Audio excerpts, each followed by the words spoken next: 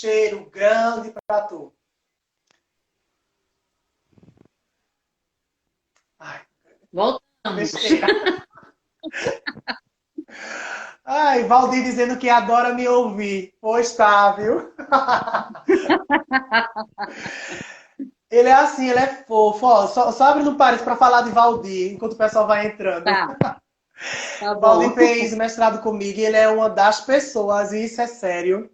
Eu nunca vi Tá. Valdir de cara feia, nem sem estar sorrindo. Tava sempre sorrindo, sempre, sempre. Em qualquer aula, mesmo a aula sendo chata, ou a aula sendo boa, né? Já peguei carona com ele do Recife até Vitória, sempre sorrindo. Uma ótima pessoa. E essa é uma pessoa que a gente quer estar com ele no recreio, viu? Ah, com certeza. Então, Pessoas gente, que estão voltando, sempre sempre são sorrindo, a gente pessoas tem que que estar juntos, né? exatamente.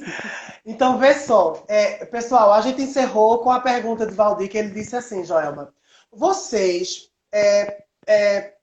pregam isso, disseminam isso dentro da casa de evangelização de vocês, na questão que tu estava falando, da questão desse tratamento, dessa inclusão, né, da questão da homossexualidade. Dessa forma que tu nos trouxe, Uhum. vocês trazem isso para dentro da casa de vocês?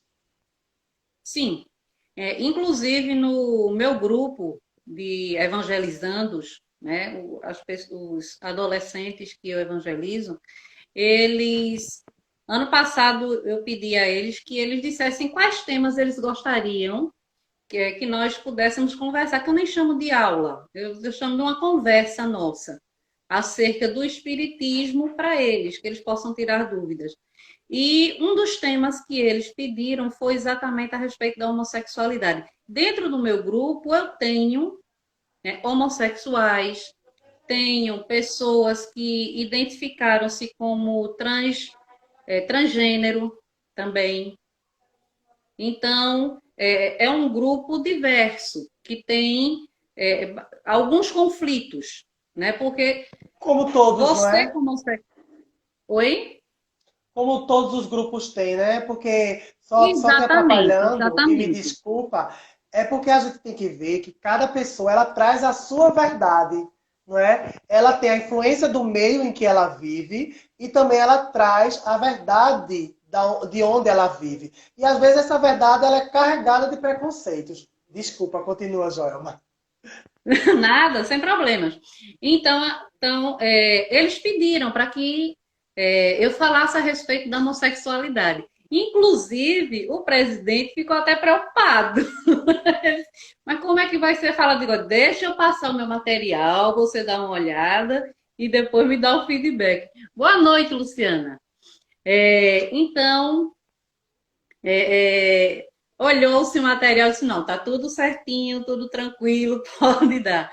Porque eu entendo, porque assim, como eu disse a você, dentro também das casas espíritas, existem também as pessoas que são conservadoras, certo? E que podem acabar levando uma ideia equivocada, ainda mais para adolescentes e jovens que estão sofrendo ainda muita influência do que escutam, né? Então, eu sempre trabalho em cima do respeito. O respeito à diversidade, o respeito às diferenças. Então, eu estava até vendo uma palestra de Divaldo hoje em que ele diz o seguinte: um dos motivos, né, que pode levar uma pessoa a ser homossexual pode ser, porque assim, quando nós fizemos o estudo sobre homossexualidade, eles também perguntaram, mas por que a pessoa nasce como homossexual? Porque, como uma vez você disse, é, a pessoa não escolhe ser homossexual ou heterossexual. Ninguém acorda um dia dizendo, ah, eu acho que eu vou ser homossexual, eu acho que eu, como mulher, vou querer me relacionar com meninos, eu acho que eu, como menino, vou querer me relacionar com meninas. Ah, não, eu acho que eu vou escolher gostar de pessoas do mesmo sexo que eu. Não Isso não existe é a uma febre da opção. sexualidade, né? Pois é, né? Não é uma opção, é uma identificação sua, é sua orientação sexual. Então, não existe isso. E aí eles perguntaram, mas por que que isso acontece? Dentro do Espiritismo existem várias explicações para isso, Me dá certo? uma Então delas. eu não posso julgar e dizer, Estela, você é por causa disto. Não. Existem várias, inclusive até alguma que eu não fale pode ser o motivo de você ter nascido como homossexual, certo? Uma delas, a pessoa teve muitas existências como mulher, por exemplo, e, de certa forma, não usou de forma muito adequada essa sexualidade feminina, ou teve muitas existências como homem. Um dos casos, por exemplo, que eu li foi de um homem que em várias existências veio como homem e ele sempre escravizava alguma mulher. Ele era cafetão, em uma existência ele foi cafetão, em outra existência ele era. Como é que se chama você que é historiador, aquela pessoa que vai buscar escravos? É, traficante. Traficante de Traficante, escravos. pronto. Traficante de escravos, só que ele, principalmente com as escravas, com as mulheres. E ele sempre tinha aquela que ele explorava, aquelas. Inclusive levou algum, ele usava, abandonava, as mulheres se apaixonavam, ele prometia aquilo tudo em outra, ele não vinha nem como cafetão, nem como traficante, mas ele vinha como aquele homem que saía seduzindo todas as mulheres, inclusive algumas foram suicidaram-se, né, quando ele as abandonou. Por exemplo, século XVIII, a mulher foi desvirginada, estava grávida, ele abandonou. Como ela ia ser vista pela sociedade, ela preferiu suicidar-se. Então, numa existência, agora no século XX, veio como com o corpo de mulher, para tentar reparar o mal que havia feito. Só que o corpo era de mulher, mas o psicológico, a parte psicológica dele era de homem. Então, o que aconteceu? Ele foi lésbica. Então, essa é uma das explicações. Sim. Mas Uma. mesmo essa, uma das explicações, Joelma, é uma das explicações que eu acho que é mais palpável, até mais bonita de se ouvir. Por quê? A gente tem algumas denominações por aí, igrejas espalhadas, que diz que a homossexualidade é um espírito maligno, que a pessoa nasceu, por exemplo, com uma pombagira, né, que dentro Ah, das religiões de matriz africana é uma entidade que representa a sexualidade. E aí, dentro de algumas religiões, eles dizem que nós, homossexuais, nascemos ou temos essa pombagira encarnada e que é um diabo e que precisa de um exorcismo e precisa de uma cura. Então, diante dessa explicação que tu nos trouxe, é uma das mais aceitáveis, uma das mais bonitas, uma das mais palpáveis. Por quê? Pelo que tu trouxe, eu entendo que dentro da doutrina espírita, eles explicam que a homossexualidade ela se apresenta em determinadas pessoas de acordo com as vidas passadas que essa pessoa teve, ou de acordo com o que essa pessoa fez lá atrás. E aí ela vem respondendo isso hoje para chegar no melhoramento, no aperfeiçoamento, que é o que a doutrina ela busca ou explica, que é essa perfeição. Então, nós o homossexuais, equilíbrio. sim, o O equilíbrio, né? Esse equilíbrio, a equilíbrio. harmonia. Então, nós nascemos dessa forma para que possamos buscar esse equilíbrio. Não é isso? E sim, como eu disse, né? É uma das Das explicações, não é a única. explicações. Não. É Uhum. uma das explicações. Porque Porque até eu acho. uma outra explicação que eu também encontrei dentro da literatura espírita é que algumas pessoas, alguns espíritos, né, quando estão desencarnados, eles pedem para vir como homossexuais. Por quê? Talvez eles tenham sido, talvez, tá? Talvez porque é Porque assim, maravilhoso. não é? Mas assim, alguns, por exemplo, foram homofóbicos, certo? Então, assim, fizeram algum homossexual sofrer muito e arrependeram-se disso depois. Quando voltaram para a espiritualidade, que realmente entenderam o sentido, o que realmente vale, então eles pedem, não, para que eu possa ter um pouco mais de empatia, para que eu possa entender o mal que eu fiz, para que eu possa entender o meu próximo e amá-lo verdadeiramente, eu gostaria de voltar como homossexual. Então, assim, o que o Espiritismo explica é que tudo, tudo que nós passamos, que nós sofremos, ele nos leva para o equilíbrio, para a harmonia com o universo. Tudo serve para a nossa evolução. Quando nós evoluímos, à medida que nós vamos evoluindo, nós vamos entrando em harmonia, em equilíbrio com o universo. E as coisas materiais vão perdendo força. Inclusive as dificuldades materiais, elas vão perdendo força. Eu lembro que Chico Xavier, quando ele já estava bem velhinho, ele disse que quando partia, ele ia ficar extremamente envergonhado. E aí perguntaram, por que, Chico? Você vai ficar extremamente envergonhado? Ele disse, sim, porque eu vim para esse mundo e eu não sofri. Gente, quem assistiu o filme de Chico Xavier viu que aquele homem, quando era criança, ele levava espetada de garfo na barriga. Então, sofrimento, dores, ele teve durante a vida inteira. Ele sofreu muitas dores, mas para ele já tinha chegado num nível de evolução que ele não viu isso como sofrimento. Ele viu isso como uma bênção divina para que ele pudesse evoluir. Então ele não via mais essas dificuldades, o que a gente acharia um horror. Ele perdeu a visão de um olho.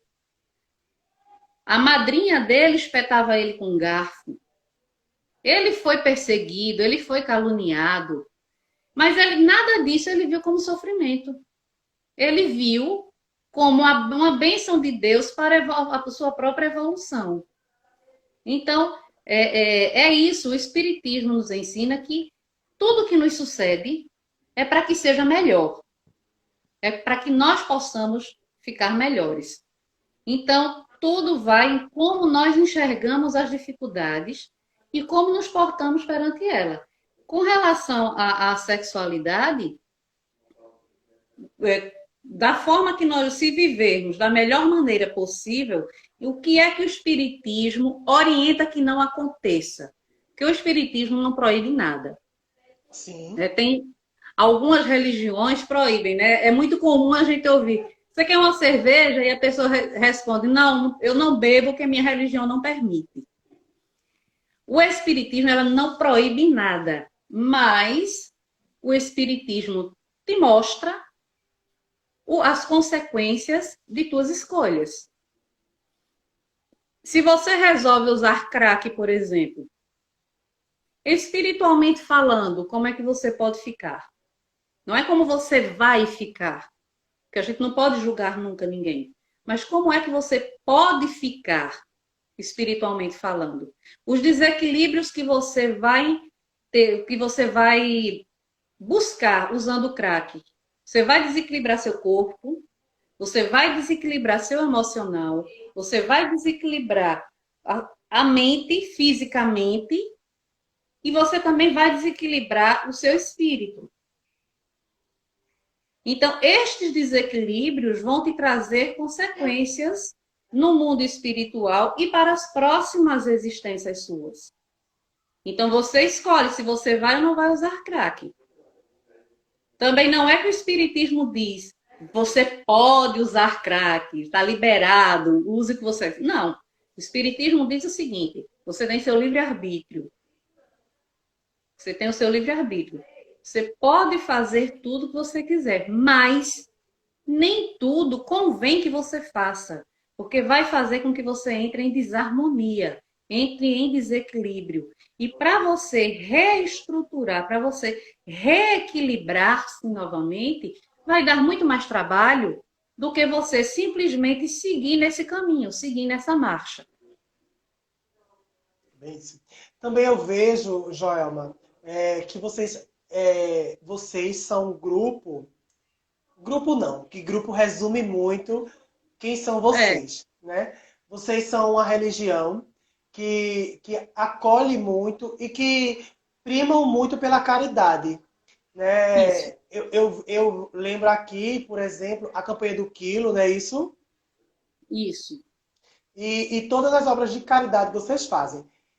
E sem pedir, aliás, sem pedir não, mas sem fazer proselitismo, não é? Tipo, é, eu vou lhe dar essa cesta básica, mas você vai ter que ir assistir o culto, ou você vai ter que ir assistir a missa, ou você vai ter que vir se confessar, né? Então vocês são, deixa a pessoa muito livre, porque pelo pouco que eu conheço, né, dos espíritas, vocês dão realmente sem olhar quem, né? Vocês estendem a mão realmente sem fazer esse jogo de proselitismo, né? De você só ganha se você estiver comigo. Isso não importa, não é isso? Fala um pouquinho sobre isso, Jana. Sobre a questão da caridade.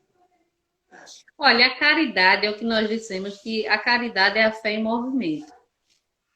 Você não fizer, você não frequenta nenhum tipo de religião, você não frequenta nenhum tipo de culto, mas você consegue praticar a verdadeira caridade, então você está evoluindo, independentemente de qualquer coisa. Porque a caridade é a fé, é o amor em movimento. Agora, a verdadeira caridade, não aquela caridade em que você, ao dar uma cesta básica, você se sente uma pessoa muito caridosa porque você deu.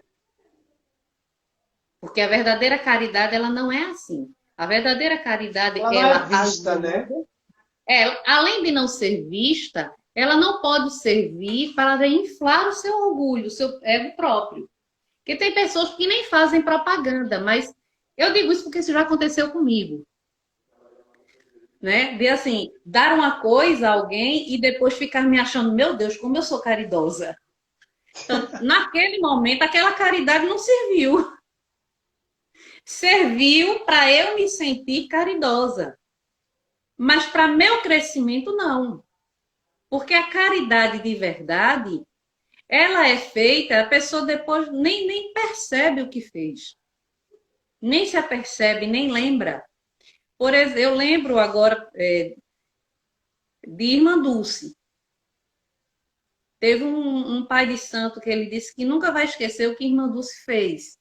Ele disse que a mãe dele estava no hospital, precisando de uma medicação, e o hospital não tinha essa. Chegou a colocar a medicação na mãe, mas não tinha como continuar dando, ele teria que comprar, porque era uma medicação muito cara. E ele não tinha dinheiro para comprar isso. E ele saiu andando na rua, desolado, sem saber o que fizesse, porque ele não tinha como conseguir essa medicação. Então, quando ele estava andando na rua, ele viu o hospital de Irmã Dulce e ele lembrou que alguém havia dito a ele que Irmã Dulce auxiliava todo mundo. E aí ele resolveu entrar e conversar com ela. Quando ele entrou, que ele pediu para falar com a Irmã Dulce, o auxiliar de Irmã Dulce disse que ela não poderia atender porque ela estava naquele dia um pouco adoentada e ela não podia atender. Mas ele insistiu e Irmã Dulce acabou ouvindo. E ela levantou-se, abriu a porta de onde ela estava e ela procurou saber o que era que tinha acontecido. Isso, O que, é que isso, estava isso acontecendo. tá no filme, não é, irmã Dulce? Se eu não estou enganado. Tem essa cena no filme, né? Eu não lembro se tem no filme, não, Estela. Eu Eu não lembro é sei que se é foi. porque tu tá dizendo e eu tô visualizando a cena, ou se realmente eu já vi no filme. Agora também me fugiu isso. Mas continua, por Porque eu favor. já assisti o filme de Irmã Dulce, mas eu não lembro de ter visto essa cena. Agora, eu lembro de ter lido essa reportagem. Talvez foi isso. E ele disse que ele falou para a Irmã Dulce o que era que estava acontecendo. Ela disse: Não, vem, eu vou lhe atender. E ele explicou o que estava acontecendo. E ele estava vestido A mãe dele era mãe de santo e ele estava vestido com as roupas do candomblé, com os colares, que eu não sei o nome, vou chamar de colar, que me perdoe os São meus irmãos. guias. Pronto, com as guias. Ele estava com as guias e tudo mais. E quando ele terminou de falar, né, dizendo que a mãe dele estava precisando, tudo mais, ela pegou o telefone e começou a ligar para várias pessoas. Ligou, ligou, ligou. Só desligou o telefone quando ela conseguiu a medicação que a mãe dele precisava. Então, ela conseguiu. No dia seguinte, a medicação ia seguir direto para o hospital onde a mãe dele estava internada. Ela deu o nome completo da mãe dele, né? Ele estava do lado. Então, disse o nome do hospital, o nome completo, onde ele estava internado, tudo mais, qual era a doença, e ficou certo para isso. E ele foi embora. Ele disse que em nenhum momento Irmã Dulce perguntou a que religião eles pertenciam, quem eles eram, por que ele estava com aquela roupa. Ela simplesmente ajudou. A mãe dele, infelizmente, acabou falecendo. Mas ele disse que ele ficou feliz, né? Ele ficou mais conformado porque ele soube que a mãe dele não faleceu à toa, sem ajuda. E que ele nunca ia esquecer aquela santa freira que o ajudou. Então, essa é a caridade. E ela não importa se você é religioso ou ateu. Se você é capaz de ser caridoso a este nível, então você está cumprindo o que disse Jesus. Fazer ao próximo o que quereis que o próximo vos faça. Porque aí a gente tem dois pontos, né? Primeiro, Jesus foi uma das pessoas mais caridosas, né? Jesus, ele não tinha nada material para dar a ninguém. Mas qual é o maior valor, qual é o maior bem que a gente pode dar a alguém? Amor, atenção, acolhimento. Isso foi o que Jesus fez a todo tempo, né? E depois, Joelma, eu vejo que o ato de fazer uma caridade, de ser caridoso,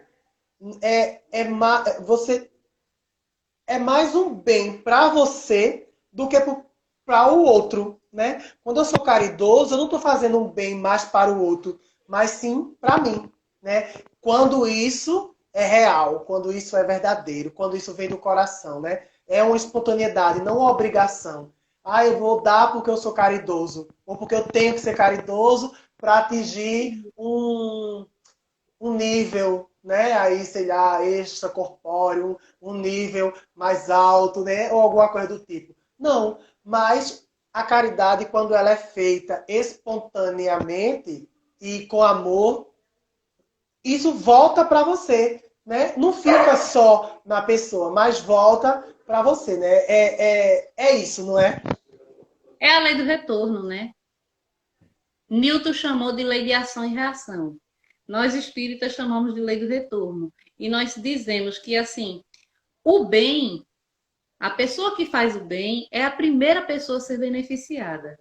Porque quando você faz o bem, a qualquer nível, para qualquer pessoa, você abre seu canal espiritual para as boas energias e para o seu anjo da guarda, que no catolicismo e no protestantismo é chamado de anjo da guarda, e nós chamamos nossos mentores ou nossos guias espirituais. São os nossos anjos da guarda.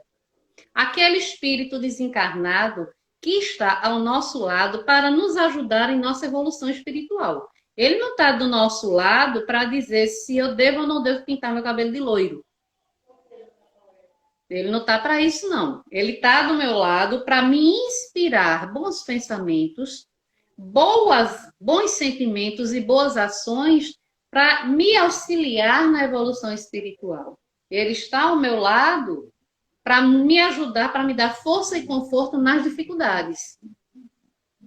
Então, quando eu faço bem, de forma despretensiosa, qualquer tipo de benefício que eu faça, eu abro o meu canal espiritual para essa energia boa. Da mesma forma, quando eu tenho pensamentos negativos, pensamentos de vingança, pensamentos de fazer o mal para alguém, eu abro o meu canal espiritual para as energias negativas. Então, abro para o que nós chamamos de obsessores, que em outras religiões é chamado de diabo. Mas ninguém foi criado para fazer mal.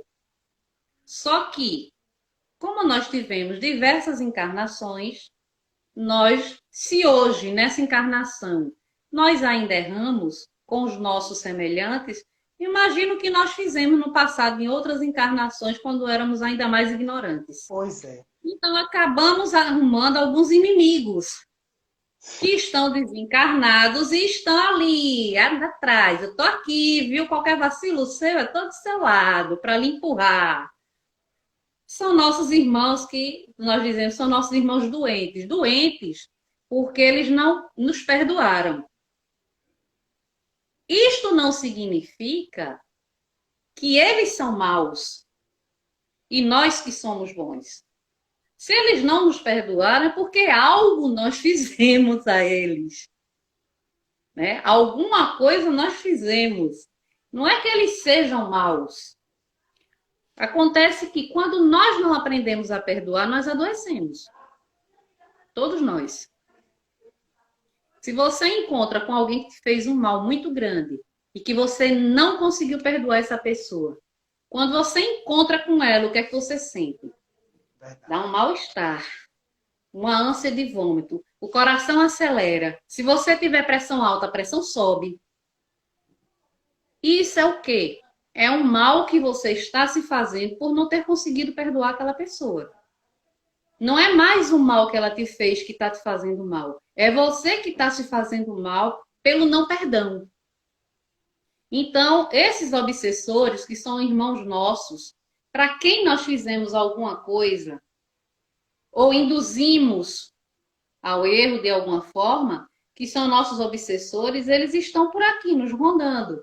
Qualquer vacilo nosso, eles encostam para nos influenciar a pensamentos ruins. Mas isso tem que ficar muito claro. As escolhas são nossas. Nós é que escolhemos o que vamos fazer. Eles podem influenciar, nos intuir, mas a ação é nossa e nós temos o direito de escolher fazer ou não fazer alguma coisa, certa ou errada. Então, que escolhemos fazer o bem, né? Que escolhemos fazer o bem. Né? Exatamente. Então, gente, a gente já se adiantou muito.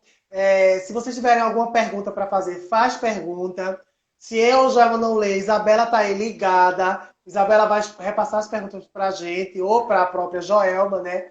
Então, quem tiver alguma dúvida, alguma pergunta, algo a acrescentar, faz, tá? E aí, Joelma, a gente vai se encaminhando para o fim. Mas antes de chegar no fim, eu tenho alguns assuntos polêmicos que eu queria que tu desse uma pincelada como professora, como evangelista, como mulher, como ser humano. Evangelizadora.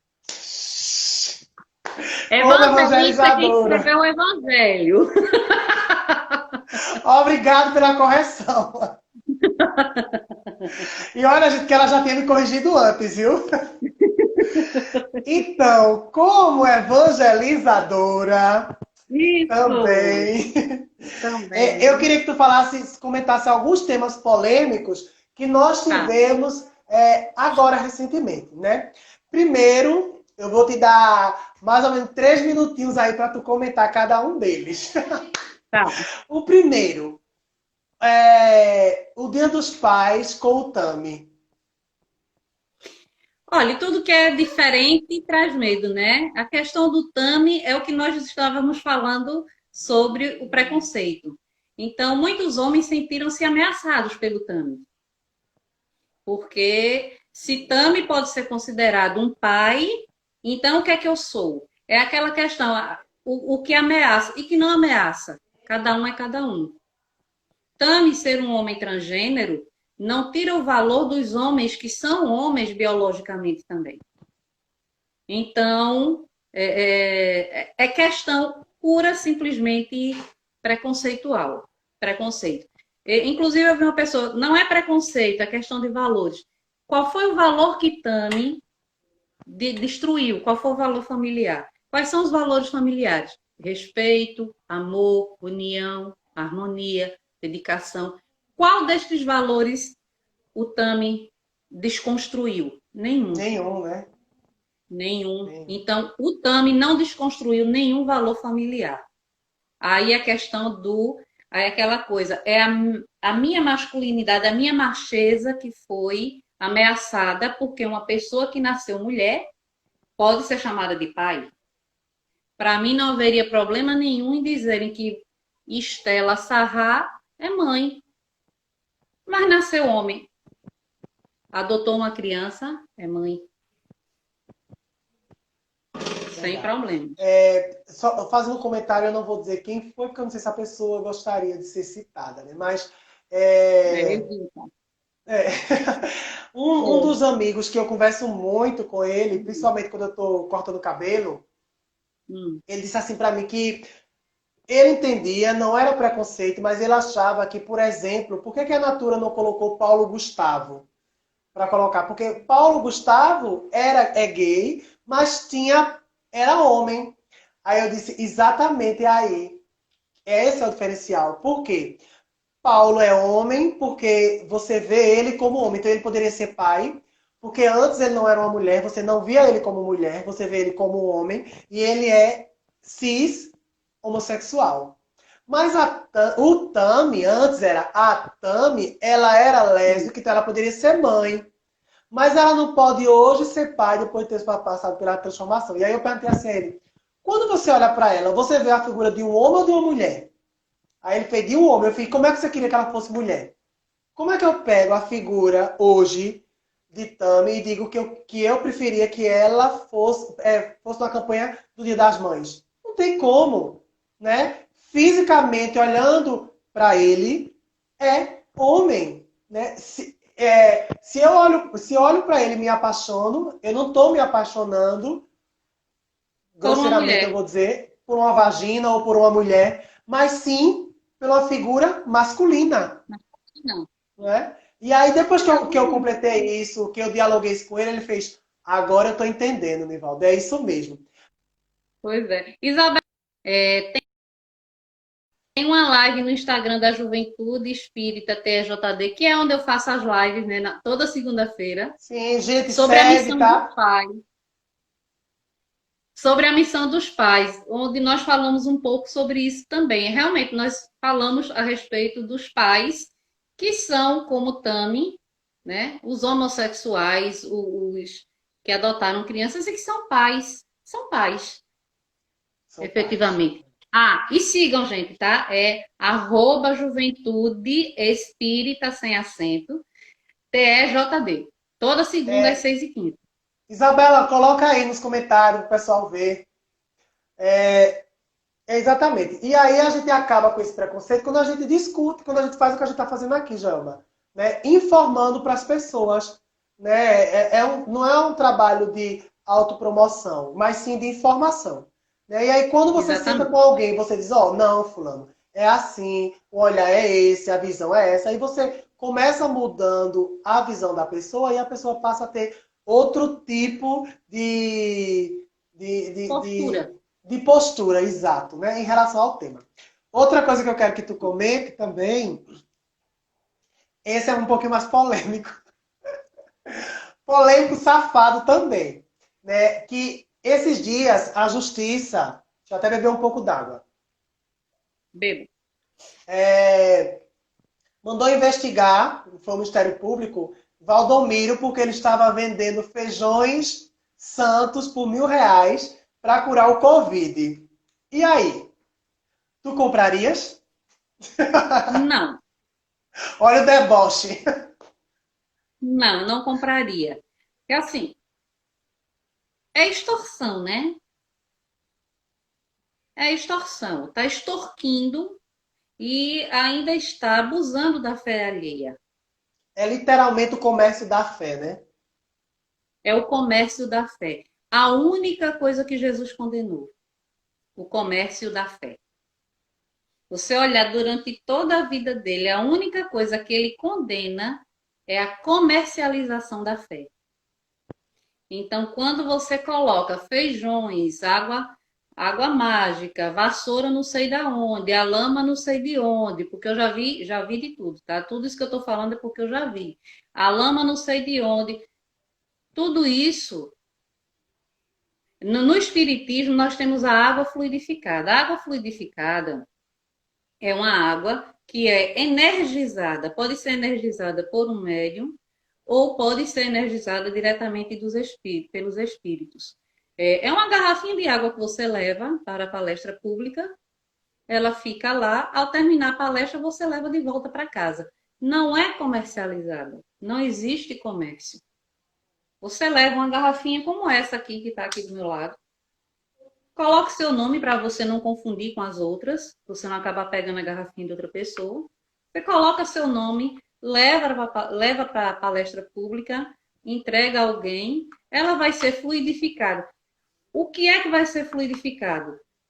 Uma prece, uma oração vai ser feita sobre essa água, e a água é o elemento que a gente tem de mais puro na natureza. Até a composição química dela é a mais pura possível.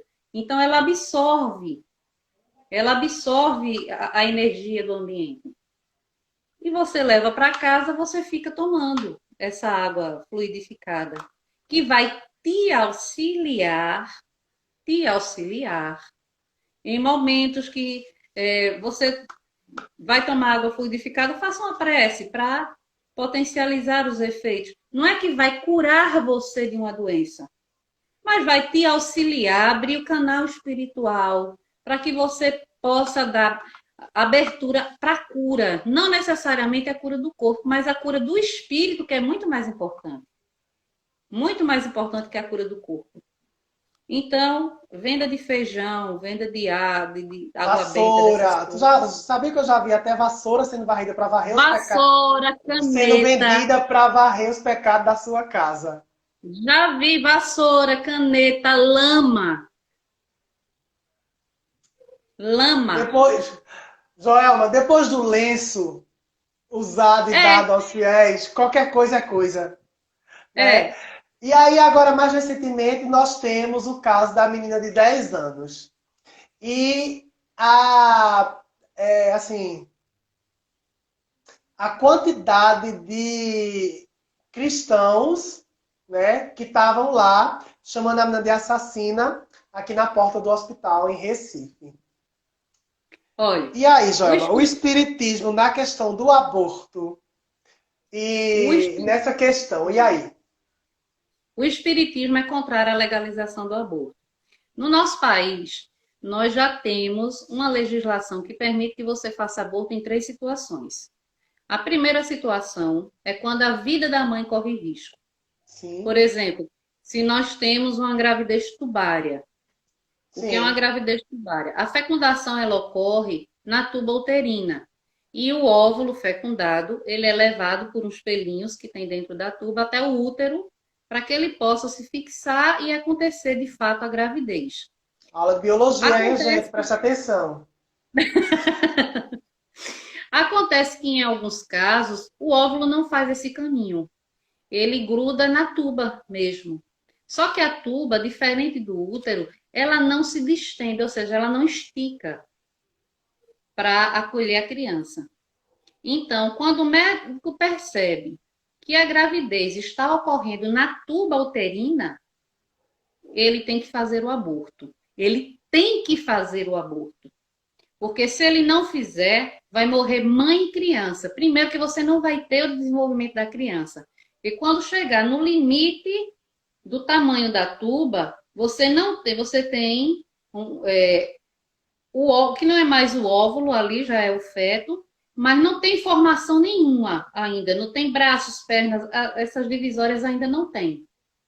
Mas já rompe a tuba. Rompeu a tuba, a mãe vai ter uma hemorragia, vai morrer. E a criança também, porque ela não vai conseguir sobreviver, porque criança ela só desenvolve dentro do útero, não na tuba uterina. Então já temos a legislação que permite o aborto nesses casos. Temos também no caso de estupro. Se você for estuprada, a legislação permite, você comprova o estupro, fazer o exame de corpo de delito e tudo mais. O estupro foi comprovado, você tem o direito de fazer o aborto da criança. porque o estupro é um crime hediondo, né? Não, Uhum. não é uma coisa que é consentida, não foi uma gravidez consentida ou planejada. E o terceiro caso, que é mais recente, uma legislação mais recente, é se a criança for anencéfala, que é diferente da criança que nasceu com o cérebro pequeno, com microcefalia. Uhum. Tá? Microcefalia é uma coisa, criança anencéfala é outra. Anencéfala é a ausência total e completa do cérebro. Em uma criança anencéfala, ela sobrevive por no máximo 1 a 2 horas de vida depois do nascimento, depois do parto. Ela não sobrevive muito mais que isso. Teve apenas o caso de uma que ficou viva durante 6 horas, o coração batendo, mas morre. Então, se for comprovado de fato, de verdade, que a criança é anencéfala, ela não desenvolveu o cérebro, ela não tem cérebro de forma alguma, então a mãe também tem o direito de abortar. O espiritismo ele é contra o aborto, mas não julga quem já fez. E no caso da mãe que corre risco de vida, é a exceção que o espiritismo abre. Inclusive aqui, olha, nós temos no Livro dos Espíritos, eu vou ler apenas essa pergunta. No caso em que a vida da mãe estivesse em perigo com o nascimento da criança, há crime em sacrificar a criança para salvar a mãe? Essa pergunta Allan Kardec fez para os espíritos. E a resposta que ele recebeu dos espíritos foi: é preferível sacrificar o ser que não existe ao ser que existe. Então, é preferível, neste caso, sacrificar a criança que ainda não nasceu, a mãe que já está em sua caminhada evolutiva, certo? No caso dessa criança, ela tinha duas condições para abortar.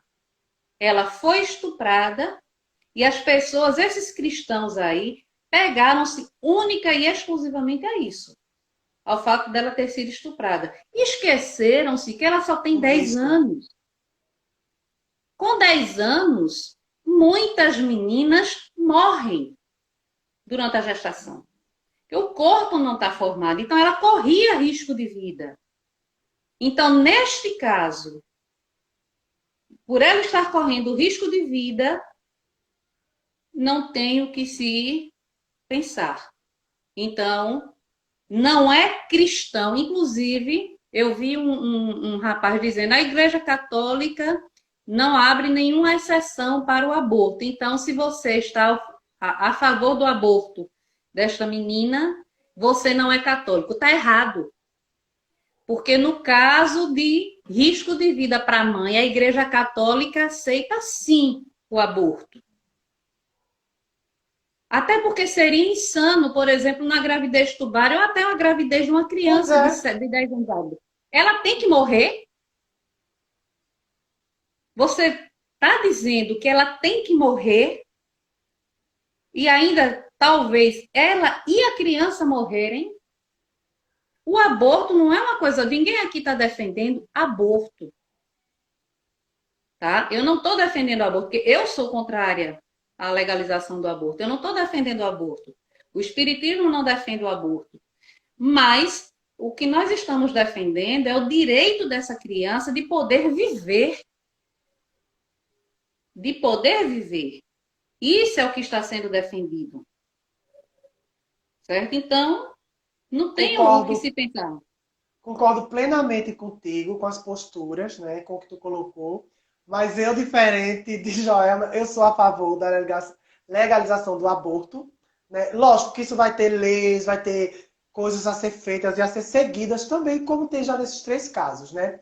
Porque, na minha concepção, não é porque tá legalizado que você tem que fazer. Entendeu? Não é porque a justiça disse que a mulher, a partir de agora, pode fazer um aborto, que ela é obrigada a fazer, ou que você tem que fazer. Né? É igual o cigarro. O cigarro, ele tem uma legislação, ele pode ser vendido, pode ser usado, mas eu não sou obrigado a usar. Mesma coisa eu digo para o aborto, ou para a questão, por exemplo, sobre o casamento homossexual. Ninguém pode ser contra o casamento homossexual se não foi pedido em casamento por um Um casamento. homossexual, É né? Então verdade. eu acho que parte desse mesmo pressuposto, Jama. Mas respeito muito a sua postura na questão do espiritismo. E passando para o último, ou penúltimo, o pastor que agora há pouco foi pego em flagrante estuprando uma criança de 9 anos. Né? E aí a Ah, gente isso tem aí. dois polos. Por quê? Essa semana a gente viu Silas Malafaia indo para a internet, pedindo que as pessoas se movimentassem, que fossem contra o aborto dessa criança. E muitos cristãos foram para a porta do hospital. Só que a gente ouviu o mundo cristão calado diante desse pastor. E aí? E aí que esse mundo cristão, que se diz cristão, porque o rótulo é só um rótulo. Quem vai dizer se você é cristão ou não, não é o rótulo que você carrega ou São o as suas rótulo que você. atitudes, né? São suas atitudes, exatamente. Então, quando uma pessoa que diz que é cristã se cala diante de um crime, ela não é cristã. Porque é crime um adulto relacionar-se sexualmente com uma criança. É pedofilia, isso é crime. Isso não é crime apenas na legislação dos homens. Isso é um crime também espiritual. Isso é um trauma que essa criança vai carregar para o resto. Se isso é um trauma para uma mulher adulta, ela ser estuprada, imagine para uma criança. Uma mulher adulta ser abusada sexualmente, ela carrega com ela esse trauma. Você imagine uma criança. Então, isto é um crime. O aborto que a criança de 10 anos fez não foi crime. Não foi crime, não é porque é legalizado pela lei dos homens, não. Não Isso, foi não tem nada a crime ver uma porque coisa com a ela. outra. Não. Não foi crime porque ela estava lutando também pela vida dela, pelo direito de sobreviver, de poder continuar viva, porque ela poderia morrer dessa gestação. Então, não é porque foi autorizada pelas autoridades que esse aborto não é crime. Não, ele não é crime, porque a criança estava lutando pela vida dela. Então, não é crime por isso. Já o estupro é crime. E no caso desses cristãos que foram para a porta do hospital, nenhum deles foi para a cadeia. Eu fiz um espanto agora, porque chegou aqui, Jama, só para te atrapalhar um pouquinho, uma Tá. pessoa que tu não pode ficar sem ver. Tá. Ai, vou ter a câmera, ó. Peraí.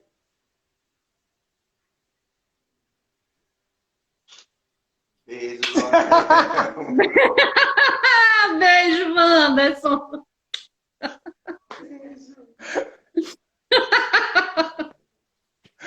Ah, é o que, Panto? Amo, Ao vivo. amo. Ele fica assim, tá ao vivo, é? Ó. Tá ao vivo. Ele tá aqui, eu me apresentei sem maquiagem. Não podemos Adorei a fazer visita, nada. Wanderson. Você que lute, Wanderson. É verdade. Então, Joelma, a gente já vai se caminhando realmente para o fim. E aí eu quero te pedir que tu faça suas considerações finais, fala, se expressa. Fica à vontade. Tá bom. Bem, eu tenho que agradecer muito a todas as pessoas que tiveram paciência de entrada e ficar nos ouvindo desde as 7 horas, já são 9 horas, foram 2 horas de live, E né? era para ser só uma. Não é? Mas a conversa estava tão boa que se dependesse, eu acho que de nós duas, teríamos ainda mais 2 horas de conversa aí pela Verdade, frente. né? Porque, sim, com toda sinceridade, eu não estou cansada. Por mim, eu continuaria falando e a gente ia conversando. Inclusive sobre o aborto, a gente iria conversar mais. Mas, gente, agradeço demais, Estela, o seu convite. Como eu disse, foi uma honra ser convidada. Agradeço a todas as pessoas que participaram. Espero que eu tenha ajudado a esclarecer, né, dúvidas, tanto sua, Estela, como de quem nos ouviu, né? Sim. Olívio, que aqui é minha coordenadora lá na evangelização, disse que a live foi ótima, então eu já sei que eu não falei besteira. Menos mal, né? Ótimo. Não é ótimo, eu já sei que eu não falei besteira, né? E algumas pessoas aqui, Daiane, tá dizendo, foi maravilhoso, muito especial, parabéns. Então, graças a Deus. Assim, acho que a nossa mensagem, tanto a minha quanto a sua, o respeito acima de tudo. Eu não preciso concordar com você, como nós não concordamos com relação ao aborto, mas nós nos Exato. respeitamos, E sobre né? todas as outras coisas a gente não concorda, né, Joelma? Mas Pois isso não quer dizer é, que a gente tem que sair na lapada. de forma alguma, podemos discordar de forma elegante e podemos Isso. até, se for possível, até tentar convencer um a outro, ou não, simplesmente respeitar. Respeito acima de qualquer coisa. E preconceito zero. Ah, e uma coisa que eu lembrei agora. Na live que você fez com o Paulo de Tarso, você disse a pior coisa que pode acontecer é quando a pessoa diz eu não sou preconceituosa, que eu tenho um amigo, eu até tenho um amigo que é gay, homossexual. Eu fazia isto. E hoje, mas eu fazia isso há muitos anos atrás, tá? Quando eu estava me libertando dos preconceitos. Porque quando você é criado dentro de um preconceito e você é heterossexual, quando você é homossexual, talvez consiga se libertar dos preconceitos mais rapidamente. Mas o heterossexual criado dentro com preconceitos demora um pouquinho mais. E eu fui me libertando desses preconceitos. Porque é uma libertação de fato. Eu não tenho medo Isso. que o meu filho faça balé, porque eu sei que o balé não vai fazer com que ele seja homossexual ou heterossexual. Isso é De uma forma questão que é alguma. dele, não é do balé. Então, é uma libertação, você perde os medos, né? Mas, enfim, hoje, quando alguém pergunta, tu tem amigo homossexual? Eu digo, não, eu tenho amigos. Se são homossexuais, negros, brancos, indígenas, homossexuais, heterossexuais, não fazem a menor diferença. Eu tenho Até porque ninguém te amigos. pergunta se tu tem amigo hétero, né? Pergunta se tu Pois tem é, né? amigos, né? Isso. E Eu pouco tenho importa a amigos e sexualidade. amigas. Só. Tenho amigos e Isso. amigas. Então, gente, muito obrigada, Estela. Eu também quero agradecer muito, Joelma, por você ter aceito o convite, por você ter se disponibilizado a estar aqui, ter trazido inúmeros conhecimentos para mim e para a gente, né? Porque, como eu disse, ser formado ou ter feito um mestrado em ciência e religião não nos torna tudólogos, né? Tem inúmeras coisas de inúmeras religiões ou até de religiões próximas da gente, como é no caso do Espiritismo, que eu desconheço, que eu não sei e que eu quero conhecer. E uma das formas mais didáticas de conhecer o outro é exatamente essa. É com a discussão, né? É tete a tete, é falando a mesma língua, falando do mesmo assunto. Só assim a gente pode conhecer e quebrar preconceitos, né? E aí eu quero muito Exatamente. agradecer a você, Joelma, Joselma,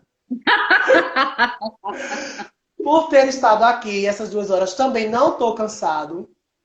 Quero agradecer muito a todo mundo que participou, ao pessoal que está dizendo que foi bom, dando os parabéns. Obrigado, Flávio, Janaína, e tantos outros. Não vou mais nomear ninguém, porque senão eu vou esquecer. E todos os outros que estavam aqui, que passaram por aqui.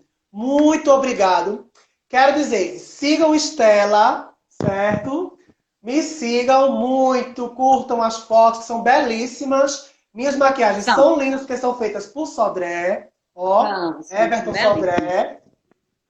Então sigam também, tá? Quero agradecer a Carol por ter emprestado o estúdio. Sim. Gente, tem outra coisa. Sábado tem outra live. E aí, Joelma, você já está convidada, intimada a participar, porque vai ser com a psicóloga Alcione e nós vamos falar sobre famílias contemporâneas, certo? Ok. E aí, todos vocês estão convidados a estar aqui comigo novamente às 7. E pretendemos que seja de 7 até às 8, ou de 19 até às 20.